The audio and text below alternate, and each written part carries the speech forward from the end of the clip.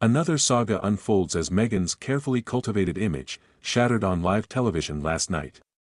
In an unscripted moment on The Tonight Show, musician Bill Blur, known for his no-nonsense demeanor, openly ridiculed Markle's insistence on being referred to as Sussex, branding her a difficult duchess and effectively dismantling her carefully constructed narrative of victimhood.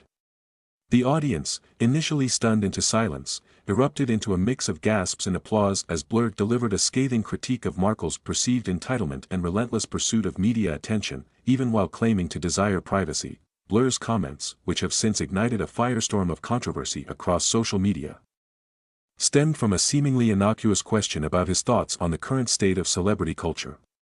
However, the musician veered sharply from the expected script, focusing his attention on Markle's recent public pronouncements and her continued use of royal titles despite stepping back from official duties.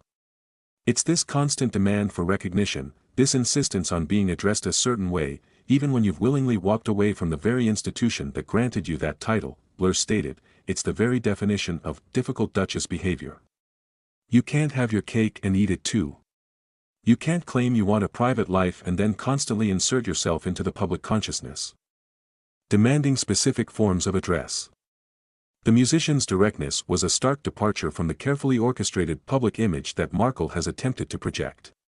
While many celebrities have tiptoed around the subject of the Sussex's controversial actions, Blur's willingness to speak candidly resonated with a growing segment of the public who have grown weary of what they perceive as Markle's performative victimhood and relentless pursuit of the spotlight.